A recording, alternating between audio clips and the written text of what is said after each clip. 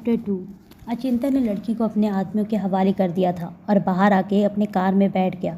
फिर वो खुद से बोला, ऐसी कोई नहीं है जिसको देखकर अचिंता सिंह शेखावत मर मिटे। किसी की खूबसूरती अचिंता सिंह शेखावत को नहीं हिला सकती और प्यार जैसे चीज़ का नाम तो मेरी डिक्शनरी में है ही नहीं और अचिंता को पाना मुश्किल ही नहीं नामुमकिन है। फिर उसने ड्राइवर से कहा, कार मैंशन की तरफ ले चलो। ये सुनकर ड्राइवर ने कार अचिंता के घर की तरफ घुमा दी। ड्राइवर ने मैंशन के सामने कार रोक दी, लेकिन वो डर रहा था कि वो अचिंता से कैसे कहे कि वो अचिंता अपनी आंख बंद करके कार के सीट पर सोया था। अगर उसने अचिंता को जगाया तब भी उसकी मौत पक्की और अगर नहीं जगाया तो भी। तो वो समझ ही नहीं पा रहा था क्या करे।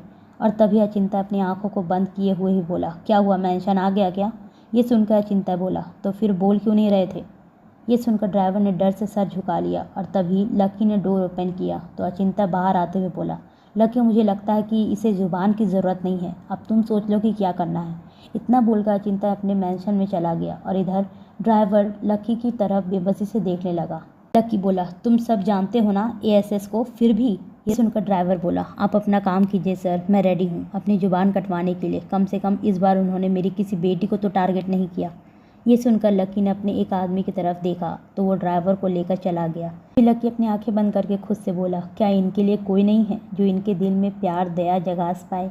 क्या ये ऐसे ही रहेंगे? इधर अचिंता अपने घर में आया। अचिंता का आलीशान घर किसी राजा के महल से कम नहीं लग रहा था। साइड साइड में बड़े बड़े आलीशान सोफे जिसपे स्पंज कुशन रखे हुए थे। घर पूरा वाइट चीज़ों से भरा हुआ था, लेकिन बहुत ही सुंदर लग रहा था। और फिर अचिंता अपने कमरे में आया। अचिंता का कमरा तो और भी खूबसूरत था। चारों तरफ के वॉल ग्लास के थे, उसके ऊपर वाइट कर्टन लगे हुए थे। रूम के बीच में एक किंग साइज बेड था जिस पे 4 बड़े बड़े कुशन रखे हुए थे। बेड के पीछे वाली दीवार पे अचिंता की एक बड़ी सी तस्वीर लगी थी जिसमें अचिंता अपनी शर्ट के स्लीव के बटन को पकड़े हुए नीचे की तरफ देख रहा था। लेफ्ट साइड में अचिंता का वॉशरूम था और उसके जस्ट साइड में उसका बड़ा सा अलमीरा था जिसमें एक तरफ के रोलर में अचिंता के जॉगिंग के कपड़े थे, दूसरे साइड में यूएस के बिजनेस सूट था, थर्ड में उसके कैजुअल कपड़े थे और फोर्थ में उसके नाइट वेयर कपड़े थे, फिफ्थ में ऐसे कपड़े थे जिसको अचिंता ने कभी हाथ भी नहीं लगाया था। ऐसे उसकी घड़ी के रोलर थे और जूते, स्लीपर्स, सनग्लासेस, टाई, सब चीज़ों का कॉम्बिनेशन था अचिंता के पास। अचिंता ने एक नज़र अपने रूम को देखा और चुपचाप जाके अपने बिस्तर पे वैसे ही पेट के बल सो गया। कुछ वक्त बाद लकी अचिंता के रूम में आया क्योंकि सिर्फ लकी को ही अचिंता के रूम में आने की परमिशन थी। जब भी साफ़ सफाई होती थी तो लकी खुद खड़ा रहता था। लकी आके अचिंता के जूते उतार देता है और फिर अचिंता को कंबल से कवर करके लाइट ऑफ कर देता है। फिर वो बाहर आके अचिंता का रूम लॉक करके बोला, क्यों एएसएस, आपने खुद को इतना पत्थर बना लिया है? जब आप 22 के थे तब से आपको देख रहा हूँ। वो खुशी कहाँ चली गई? कहाँ गया वो अचिंता जिसके आने से सबके चेहरे खिल जाते थे, जो कभी सबकी जान हुआ करता था? और 5 साल बाद ये अचिंता को देखो, कोई नहीं कह सकता कि ये वही है। आज इनको देखने भर से सबकी रूह कांप जाती है, देखने की छोड़ो, नाम सुनकर भी। फिर वो अपनी आंखें बंद करके बोला, काश कोई ऐसा आ जाए जो अचिंता की भी लाइफ में खुशी ले आए, जो अचिंता को एक बार फिर से प्यार और इंसानियत पे भरोसा दिला पाए। इतना बोलकर वो भी अपने रूम की तरफ चला गया। सुबह का वक्त, वार्तक कॉलेज। एक लड़की पेपर पे कुछ पढ़ रही थी कि तभी दूसरी लड़की जिसकी उम्र 23 के आसपास रही होगी, ब्लैक कलर के जीन्स पे पिंक कलर की जॉर्जेस कुर्ती पहने हुए, उसने अपने बालों को पॉनी स्टाइल में बांध रखा था और फेस पे थोड़ा मेकअप था, लेकिन वो बहुत ही अच्छी लग रही थी।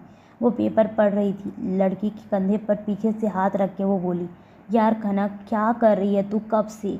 अभी पेपर पढ़ रही लड़की पलट गई। उसकी उम्र लगभग 21 रही होगी।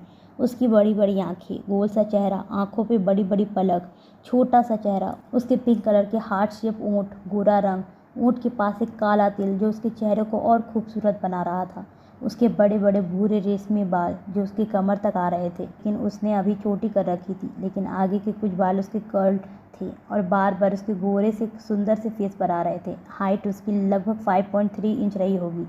डार्क ग्रीन कलर का फुल स्लीव अनारकली सूट पहना था जिसमें उसके गोरे हाथ और गोरा बदन और भी निखर रहा था।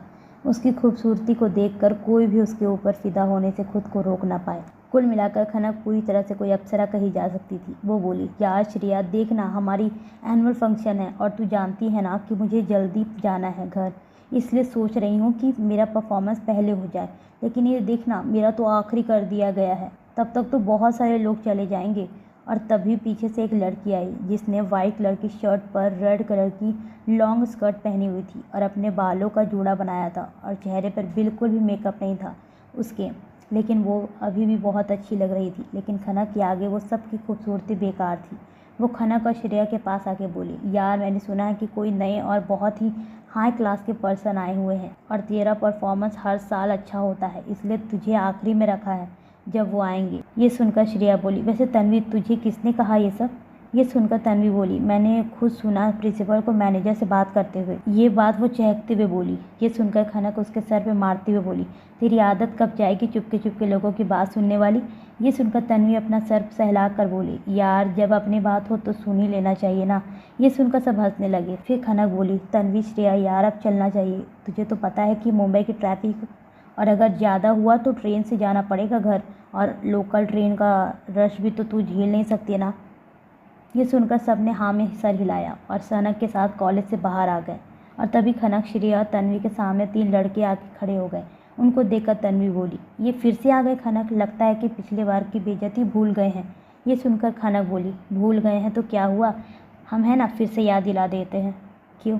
खनक ने ये कहा ही था कि तीनों एक साथ हंसने लगे और ये देखकर सामने खड़े में से एक लड़का आगे आके बोला, तुम जानती नहीं हो मुझे खनक त्रिपाठी, मैं क्या चीज़ हूँ? ये सुनकर खनक बोला, हाँ जानती हूँ ना, अभी जल्दी में एग्ज़ाम में चीट करते हुए पकड़े गए और रस्टिकेट हो गए थे, वही होता ना तुम। फिर तन्वी आगे आके दूसरे लड़के की तरफ इशारा करके बोली, और तुम वही हो ना जो कि गर्ल्स हॉस्टल में घुस गए थे और गर्ल्स ने तुम्हें चारों तरफ से पीट दिया था। ये सुनकर लड़कों का गुस्सा बढ़ गया। फिर पहला वाला खनक का हाथ पकड़ने के लिए आया, लेकिन जैसे ही उसे अपना हाथ बढ़ाया, खनक ने उसका हाथ पकड़कर उसे पलटकर उसकी पीठ से लगाकर मोड़ दिया और बोली, खनक की मासूमियत पे मत जाना, समझ नहीं तो उस दिन तो सिर्फ तुम्हें सबके सामने मुर्गा बनाया था, अब की बार तुम्हारे इस फटेले चेहरे पर काली लगाकर कॉलेज में घुमा दूंगी, समझ में आई ना? इतना बोलकर खनक ने उसे आगे की तरफ ढकेल दिया और फिर सब चली गई। तो दूसरा लड़का आगे आके बोला, यार शरद, ये तो धज्जी उड़ा के चली गई हमारी। ये सुनकर शरद बोला, कभी हाथ नहीं लगाने देती ना खुद को ये खनक त्रिपाठी, तो अब तू देख मैं क्या करता हूँ, बस एनुअल फंक्शन का इंतज़ार कर। इतना बोलकर शरद डेविल स्माइल करने लगा।